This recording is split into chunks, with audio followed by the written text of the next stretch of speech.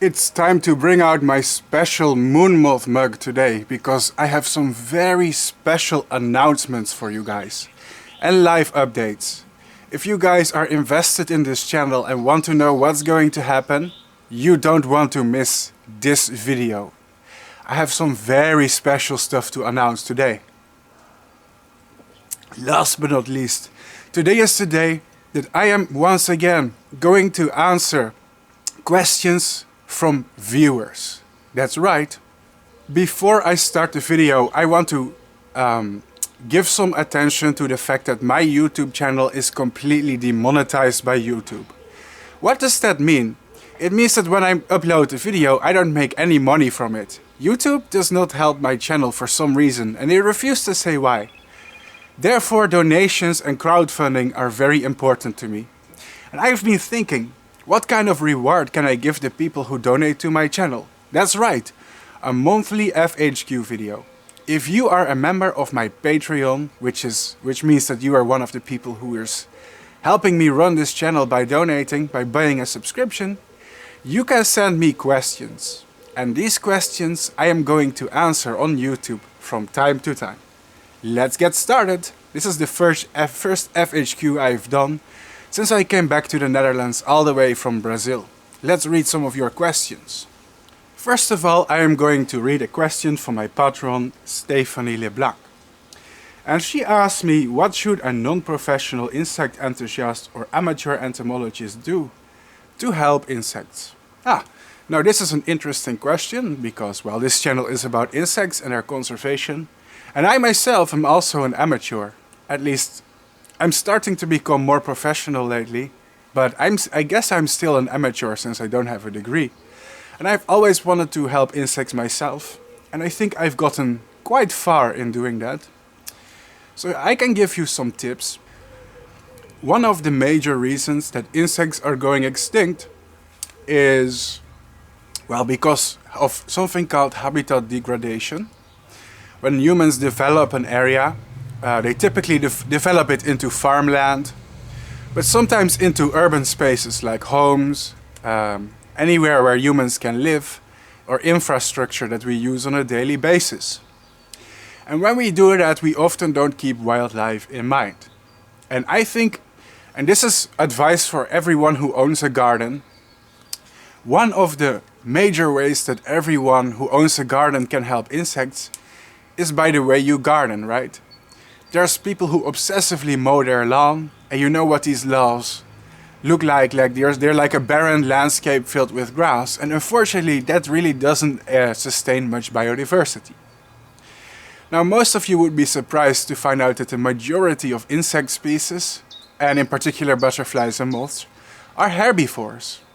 Of course there's a lot of predatory insects as well, but they tend to prey on the herbivores.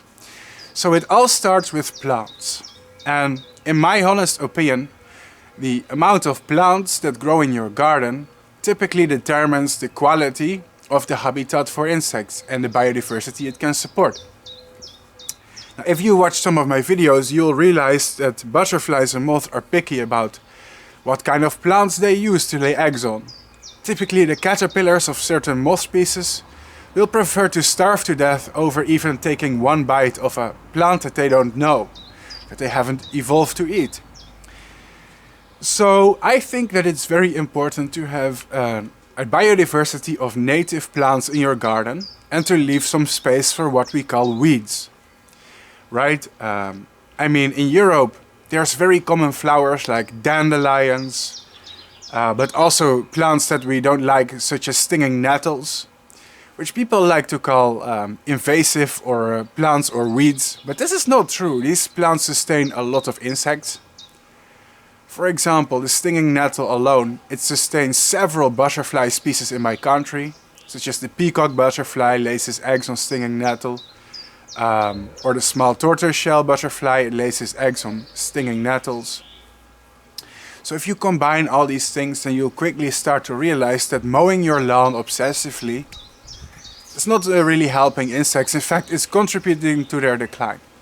If you own a garden, try to look into native plants, native flowers that provide nectar, right? Flowers in particular are like insect restaurants. Bees, butterflies, moths, flies and beetles will visit them to feed on the nectar. Try and use native plants. These benefit native insects more than exotic decorative plants. But flowers are pretty much always a good thing for insects to have in your garden. Try not mowing all the time.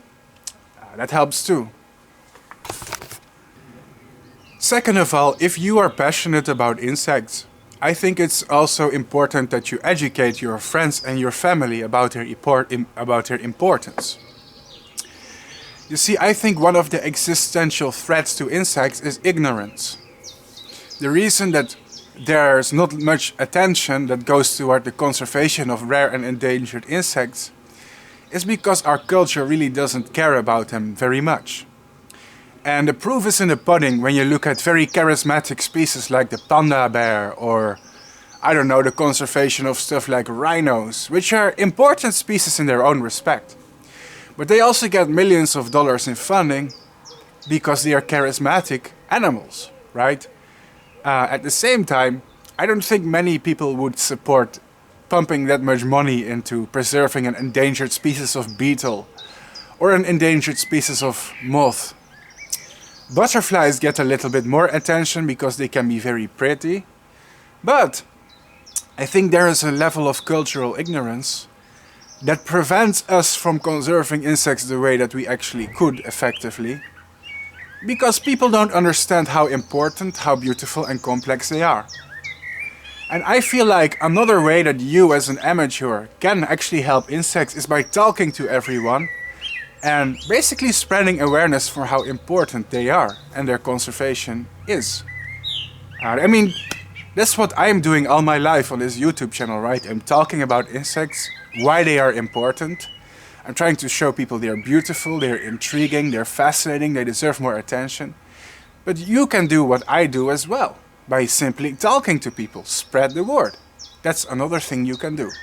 Last but not least, think about the way that you consume, the resources that you use.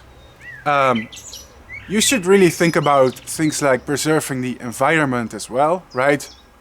I think a little bit of climate activism benefits all the species, right? And I'm talking about finding ways to minimize using the amount of fossil fuels that you use, or trying to buy food that doesn't have ingredients that require a harmful amount of pesticide and deforestation. And I'm not saying that everybody has to go vegan and have to build solar panels and become self-sufficient and you have to grow your own vegetables. I think every tiny little thing that you do matters, right? You don't have to live an extreme lifestyle. If you can cut down on the amount of times that you use your car per month, that already helps.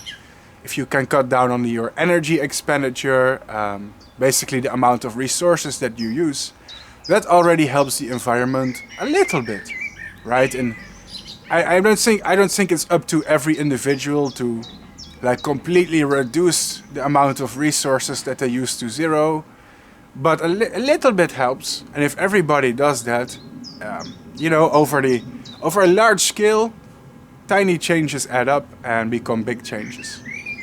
So that's a few things that I can recommend. Especially insect-friendly gardening is, I think, a very important thing. Maybe I should make a video about that in the future. How to do insect-friendly gardening. Thank you for donating to my channel. Thank you for being a patron. I really appreciate it. I hope this answers your questions. Now, hang in there, guys. The big announcement is coming after I answered all the viewers' questions. Viewers' questions are important to me. It's my way of giving a reward back to the people who donate. And I'm happy that if you subscribe to my Patreon, you can send me questions too. And once in a while, I'll make a video like this answering them live.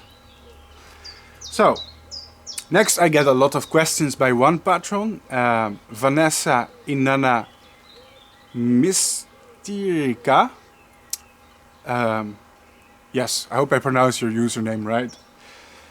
And he or she asked me, what was the most exciting moth or butterfly that you saw in South America? What was the most surprising thing that you experienced there? Favorite food that you'll miss? What did you miss most about home while abroad? How many new species did you get to see or interact with? And did you bring back any to breed at home? Is that allowed? Wow, that's a lot of questions to go through in one message. It's best to dissect them one by one. I'll answer the first question that you asked, and that is, what was the most exciting moth or butterfly that you saw in South America? Well, I'm going to be honest.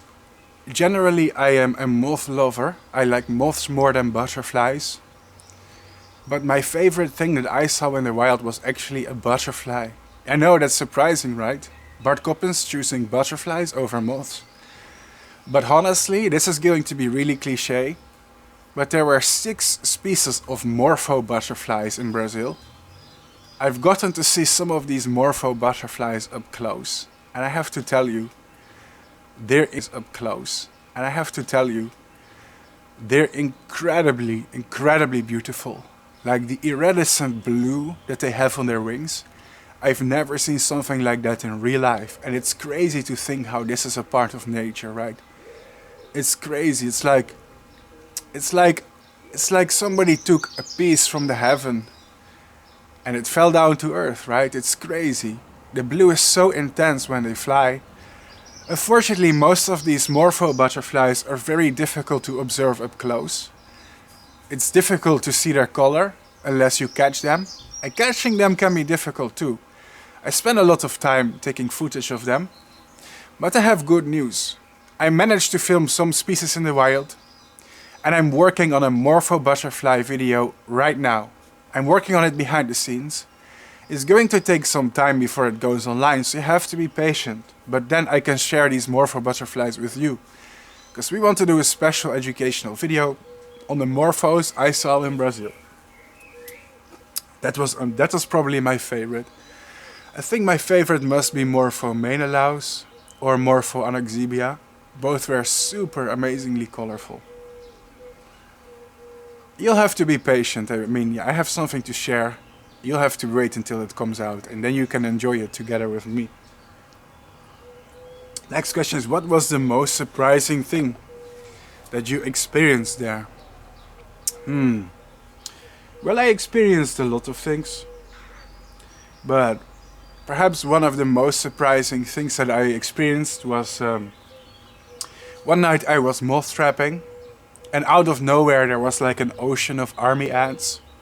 If you haven't seen the video, there's a video available of it. It was a moth trapping night in Brazil.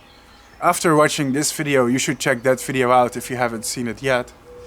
But my moth trap basically got engulfed in a massive swarm of army ants.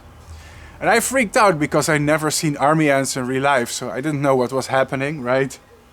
If it happens now, I'll be less surprised because I'll know, oh, okay, this is army ants. But at the time I was like overwhelmed, like what the hell is happening? And that's the crazy thing in the tropical rainforest. You can have these crazy events happening and you don't know what's happening to you. And then the day after you learn something new. I think it's awesome. Next question is your favorite food that you'll miss. My favorite food that I will miss in Brazil. I'm going to be honest. From my time in Brazil, I mostly survived off a diet of beans and rice. I'm sure Brazil has some amazing food to offer, but I think I missed out on some of that. I was in a remote place, so I am not allowed to be very picky about food, right? We did have a cook and a kitchen, and warm meals were served to me every day. And the food was alright, right? It was good enough for me to survive in the rainforest. But I don't think there's any food that I'll particularly miss, to be honest. I think one of the things that I forgot to do in Brazil is try the local food. I should have tried more types of food in Brazil. So I really just mostly ate beans, rice, usually with a side of chicken or fish or beef. And that's about it. I kind of miss the food from the Netherlands, to be honest.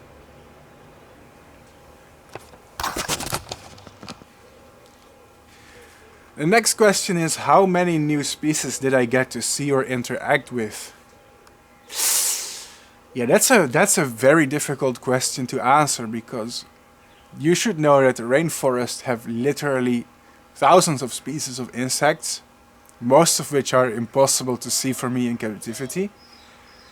So this is the first time I've ever been in South America, and even the mosquitoes and the flies and the ants, you know, everything around you is new. And if I would have to calculate how many species there is, I mean, even the plants, right, the weeds, the grasses, every tiny little flower is new, because I haven't been in South America before. So basically everything I saw was new. So that's a potentially like 100,000 species. That's, I mean, if you're just walking through a forest, you're passing so many species of trees and shrubs and vines and flies and spiders and mosquitoes, so you're racking up hundreds and thousands of species that you've never seen before every day. So it's very difficult to make an estimate, but I'll tell you, basically it was like an ocean of things I haven't seen before. Of course, next time I go to South America, I'll have seen all of these things before. But this was basically my virginity being taken for South American fauna, so to say. Last question: did you bring back any insects to breed at home? Is that allowed? The question is no. This is heavily illegal. If you go to Brazil and you take insect back home without a permit, you're breaking the law. That would be a very stupid thing to do, because Regua has invested a lot in me as an entomologist. Regua has been very kind and generous to me. They made me very generous offer to stay there. And they want to collaborate with me in the future as well. So I think one of the most stupid things that I could do is take insects home without a permit. First of all, Regua is a natural reserve. It's dedicated for the conservation of wildlife. Smuggling animals stands basically against all of Regua's principles. I'm pretty sure that if I did that and I got caught, I'm pretty sure they don't want to see me again. So that would be a very stupid thing to risk, on top of potential jail time and a fine. No, sir. I didn't bring back any insects from Brazil. And there's no need to, because I eventually plan to raise insects in Brazil itself. There's no need to take them back to the Netherlands if I can study them inside Brazil, right? The next question is by Cecilia Cecil Brown, and she asked me, what do you usually like to eat in a day, and what was your favorite food in Brazil? Well, I touched the subject of food a little bit a few moments ago. I do have to say I had some great foods in Brazil, even though on a typical day I was really just eating rice and beans. I know, that's a very stereotypical thing. But I do remember one day I went to Rio de Janeiro. It's a very big city in Brazil. Rio de Janeiro is the capital city, I believe, yeah? Please excuse my ignorance if I'm wrong. I'm gringo boy. I should know this, to be honest, after visiting it, but Rio should be the capital city, is it? Yeah. Either way, I went to Rio de Janeiro for one day, and a friend of mine took me to a restaurant. And interestingly, it was a Brazilian-Japanese fusion restaurant. And I was like, huh? What's Brazilian-Japanese fusion? So it turns out that apparently Brazil seems to have a very old and historic Japanese community that migrated there who knows how long ago. If I had to estimate, at least maybe 1 or 2 centuries ago, maybe longer. But it turns out that Japanese people have been living in Brazil for so long that they adapted their Japanese food recipes to include more local ingredients, which has led to unique adaptations of Japanese food. And What's interesting is, for example, you have something called hot rolls. And this is sushi, except the sushi is breaded and fried. I know, fried sushi. I think if you give that to the average Japanese person, they would be very surprised to see this. But the food also uses more South American ingredients and combines it with sushi. Think of things like avocado and corn, things that are more available in South America, and combined with sushi. But I think I also had rolls with some kind of cheese in it, which is also unusual. I think Japanese traditional food doesn't use cheese as an ingredient. So it's like it's really like a mix of Brazilian and Japanese, and it's kind of unique. And I think that's the favorite thing that I've eaten in my time there. So that's pretty cool. Apart from that, yeah, my daily diet really was more focused on getting me through the day. I was doing hard work in Brazil, I was hiking a lot, I was living in a somewhat remote and rural place where it's not super easy to get supplies. There are a few local supermarkets, but you do have to drive for a little bit to find them. So a lot of the food that I was eating was at least food that was conservable, you know, canned food. Of course, sometimes we had like fresh vegetables and fruit, or one day we had soup, and I mean, it was okay. But typically, during lunch, rice and beans. During dinner, rice and beans. During breakfast, a lot of time also rice and beans. So, guess kind of like simple basic food that gives you enough energy to walk through the jungle a lot. So yeah. Last but not least, Vulpine Hofgaard asked me which experiences stand out to you the most about your journey and what important conservation tip have you learned and would like to share. Alright, so the first question I think I answered before because Vanessa asked a similar question. But the second question is the most important conservation tip that I have learned and I would like to share.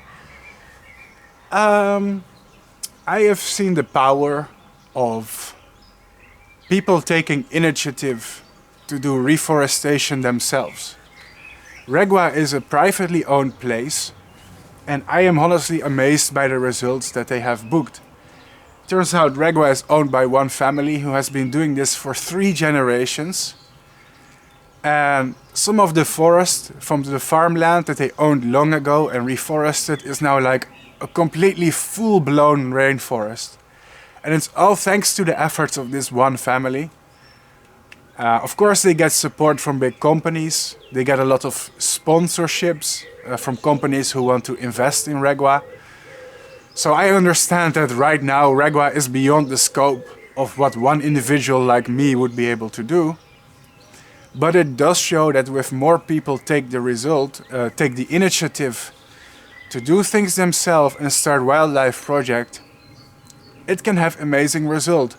And one of the conservation tips I really learned is we don't have to rely on the government, right? We should not rely on the government to pass laws and restrictions to impose initiatives upon us that conserve the environment.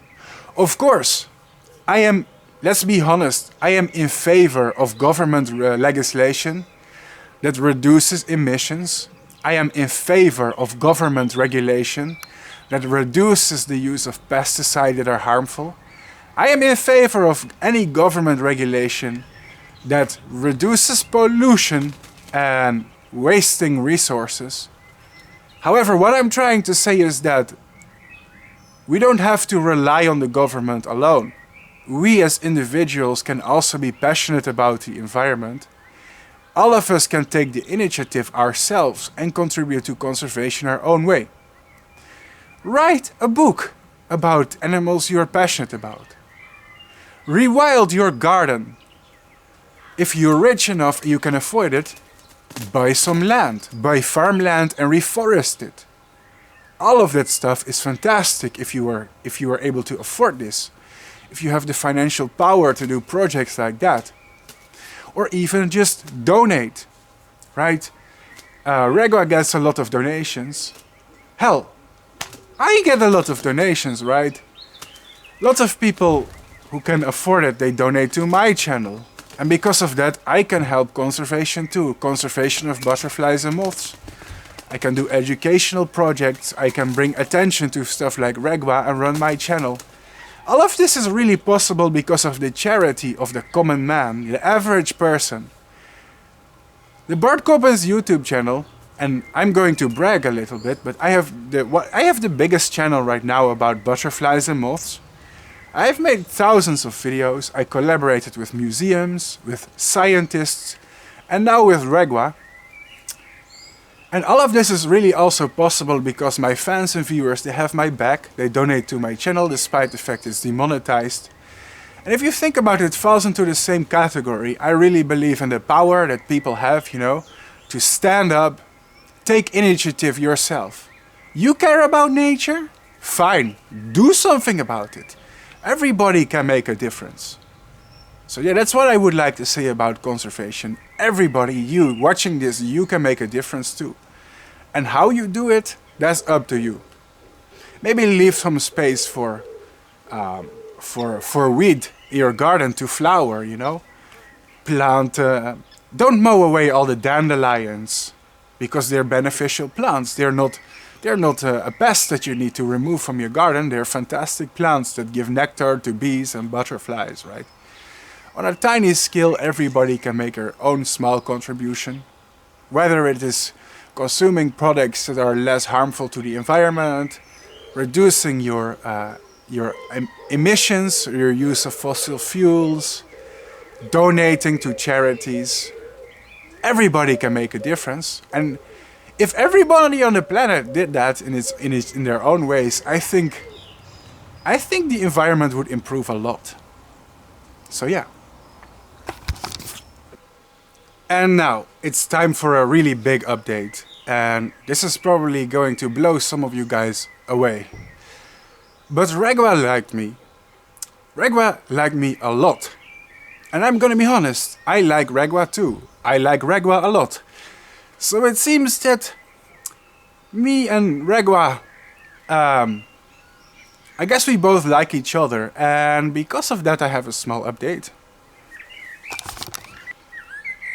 You see, I have pitched the idea of building a insect breeding facility.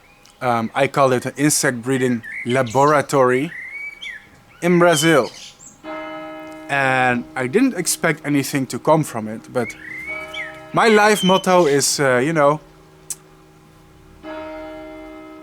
you have no by default, but yes is something that you can obtain. Now this sounds a bit wonky because it's a Dutch saying that I directly translated. In Dutch we say, nee heb je, maar ja kan je krijgen. That means that if you don't ask a question, the answer is always no. And even if you ask somebody a question, you know, if you give somebody a request, they may turn down your request, but that's fine because if you don't ask, no is already the default answer, and yes is something that you can earn. Do you catch the gist of it? My point is if you want things in life to happen, you have to be open about what you want and you have to ask people. So I was very bold and I proposed to Regua, what if we built an insect breeding laboratory or facility in Brazil? And they accepted my request. So this is going to be big live update. But in November, I'm going back to Brazil for 6 months. Yes, that's right. Of course, a lot of the details of the project still have to be discussed and arranged, and all of this could still be subject to change. But right now it looks like late November I would like to leave the Netherlands and go back to Regua for 6 months to build an insect breeding laboratory. And that's going to be huge news. This is major news if you think about it. Why do I want to breed insect in Brazil? Because there's a lot of butterfly and moth species in Brazil of which we don't know anything about the life cycle, right? You see some of my videos and some of the moths that I show you from Brazil, and my commentary is often, well, take a look, this is a species of moth and we don't know anything about its biology. In the rainforest, it's very common to find species of which we know nothing about their biology. Breeding them in captivity and documenting the life cycle would solve this problem.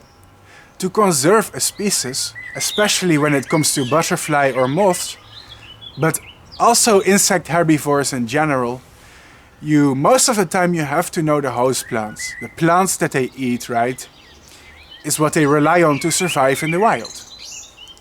You can do as much reforestation as you want.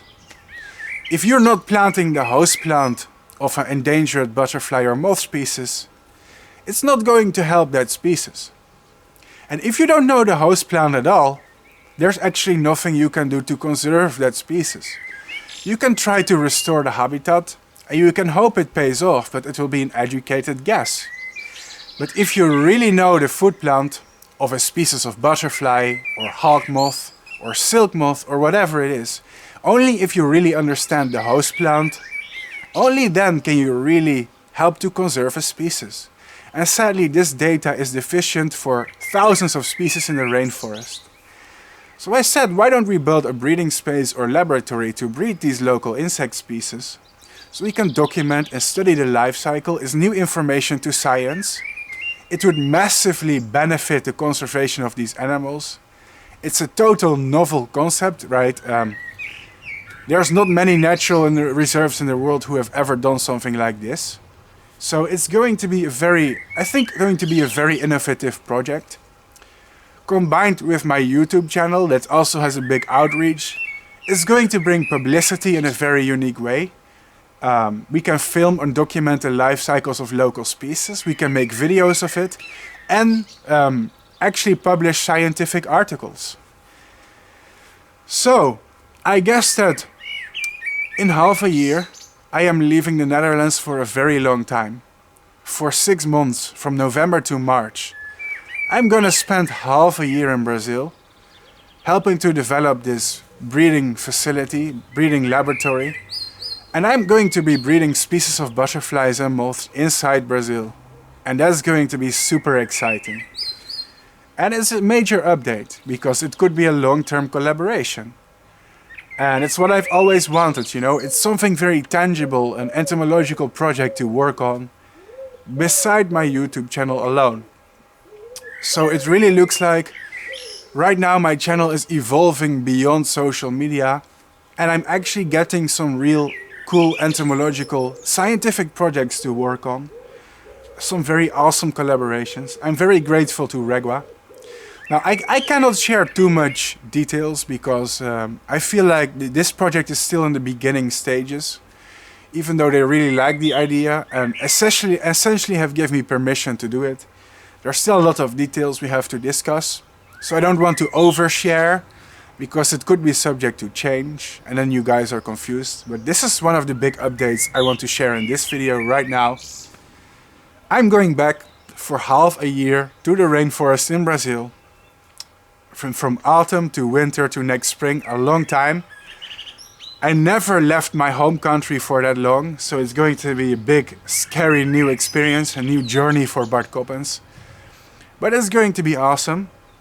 It also means next year there's going to be even more videos in the Brazilian rainforest. Wow, imagine how many insects I can film next time if I'm there for 6 months. Is that not crazy? So yeah, let me know in the comments what you think. That's a big update, isn't it?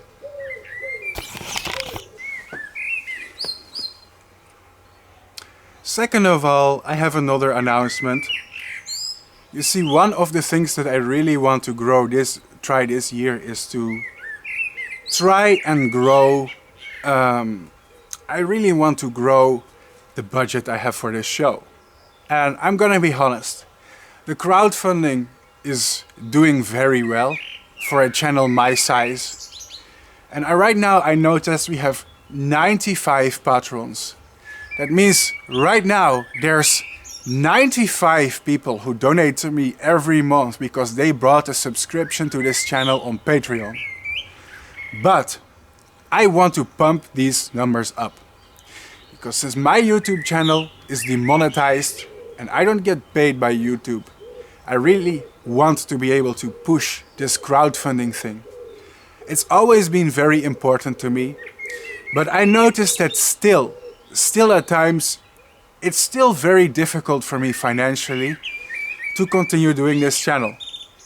I hate to bring that stuff up, it's annoying, but at the same time, I think if I really put in the effort and if I motivate some of my viewers, I think that one day this channel can be where I want it to be. I think this channel has a lot of potential that's not yet been unlocked. But I also realized that in order to motivate people, I should come up with some rewards. So here I have something for you guys. It's going to be a small announcement. I hope that some of my fans are listening right now. If we reach 100 patrons on my crowdfunding website Patreon, I'm going to release 2 special videos as a reward. First of all, the first one is something that I've never done before.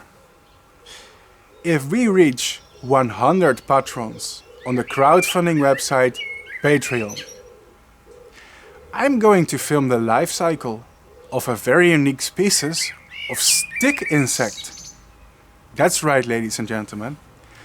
Its name is Peruphasma schultai. It's also known as the black beauty stick insect. This insect is really beautiful. It's pitch black, but the adults have like crimson red wings that they flash when they feel threatened. Its biology is also very interesting. It's endemic to a very small area in Peru, from what I understand. And it's totally new because it's been years since I made any stick insect videos. They are not even my main interest. But I want to give you guys a very unique reward. Something that pertains to insects. The insects that we all love and like. So if we hit 100 patrons on my crowdfunding website Patreon, I am going to work on a full life cycle video of the Peruvian black beauty stick insect, Peruphasma schultai. It's going to be almost like Moth Cycles, my web series in which I film moth life cycles. You're going to see how I raise the stick insect from egg to adult. I think it's going to cost an enormous of time, of effort and resources if I make such a video, but it's going to happen. I'm willing to put in the work if we reach the donation goal that I just mentioned. Second of all, I've been thinking, since we're talking about red and black, it's a nice color theme. I think I come up with another reward as well. You see, recently I have raised an incredibly rare species of Saturnid moth. Its name is Paradyrphia fumosa. Once again, this is a very unique species of insect. It was very hard to obtain and very expensive. 25 eggs of this moth cost me $75, right? So you can imagine the amount of resources I spent in keeping these rare moths alive. If we reach 100 patrons on my crowdfunding website Patreon, I'm going to film the life cycle of Paradyrphia fumosa as well. So if we reach 100 patrons, you're going to see 2 black and red, beautiful, rare and endemic insects. One very rare and unusual Saturnid moth, the Paradyrphia fumosa, and a very rare and unusual stick insect, Peruphasma schultai. In both cases, you're going to see the full life cycle, how I breed them, how I take care of them in captivity.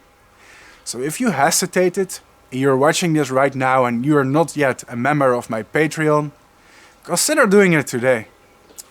It costs as little as $1 to buy a subscription. And the people who donate to my channel help me raise funds that I directly spend on conservation of insects, on making educational videos, on travel costs. Last but not least, you also receive gifts and merchandise. Remember this moth mug here that I drank out of in the beginning of this video? As you can see, there's a beautiful moth on it.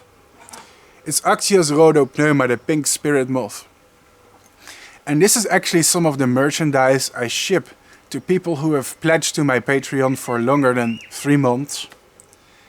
Patreon has a merchandise system, and especially people who pledge the higher tiers are going to receive custom-made merchandise from me.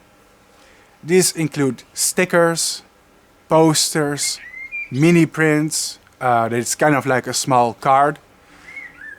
Higher tiers also receive t-shirts and mugs, right? So if you subscribe to my Patreon, you can receive merchandise like this yourself from me personally, using pictures from my own moths that I raised myself. This is a tiny gift that you receive in return for sponsoring me. Last but not least, this F.A.Q video that you're watching right now is basically questions that have been submitted by people on my Patreon account. So if you become my sponsor, you can send me questions that I will answer in videos live on YouTube. You will receive merchandise, and if we can pump Patreon up to 100 members, I'm going to release 2 special life cycles.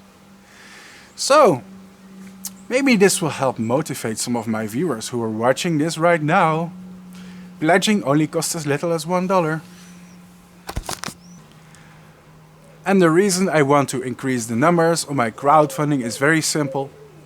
I put an enormous amount of time and resources in this channel. Sometimes it's almost like a full-time job. I still have a whole hard drive full of footage from the Brazilian rainforest I have to process, turn into videos and upload. This editing costs a massive amount of time. And unfortunately, it's just very hard to do that if you have to pay the bills and make very time-consuming content. Let's be honest, filming the life cycle of insect is actually very time-consuming. It can take months or sometimes years. Every day I have to get up and film these insects and their development every few days, and then edit all to a Dropbox folder. And when it's finished, months or maybe even a year later, I have to compile it all into one comprehensive video. And usually these videos, they only get a few thousand views because moths are not very popular, unfortunately. I try very hard as a YouTuber to market moths to a big audience, but it's still incredibly difficult. So the crowdfunding thing, if we can get it higher, it would really help me. In the future, it's also going to contribute to my projects in Brazil. So you're helping me make videos, you're helping me as a freelance entomologist, you're helping me do my conservation work, and perhaps we could unlock some of the rewards in the future as well. And you can send me questions, and perhaps you're eligible for stuff like merchandise. It's perhaps a win-win situation. Sorry for bringing attention to this. I really have to do it. It's very, very important for my channel, guys. If I don't do it, if I don't pay attention to crowdfunding, I would have to quit YouTube. That's not what we want to do. It's the bread and butter of my channel. So thank you guys for watching. Let's think. Oh yeah, one more thing. I did notice I've been uploading a lot of videos recently, and because of that the views have been going down a little. And I think that's because I uploaded so many videos, some of my viewers got a little bit fatigued. So in the future I'm going to try to release my videos more slowly. That means I will release a video every few days, but I'll try not to spam like 10 videos within the same week. Turns out that that's actually a bad idea. I think I've been uploading so much videos. Maybe it turned off some of my viewers, because let's be honest, if you see like 5 uploads every day, maybe it's like, you know, an overload of videos, and that's not good. So there's going to be less uploads. I'm going to release them like using a slow drip. But there's going to be awesome videos this month. I want to make a morpho butterfly video, a video on the biggest moth in the world, Thysania agrippina, the white witch moth. And there's more stuff coming up too. So please stay tuned. I have some awesome things coming up. Of course, if we hit the 100 Patreon members goal, you're gonna see 2 exclusive insect life cycles as well. So summer is looking good. I hope I've sufficiently updated you guys on some of my experiences. Hope to see you next time. Thank you guys, this was the monthly Patreon FAQ. Bye bye.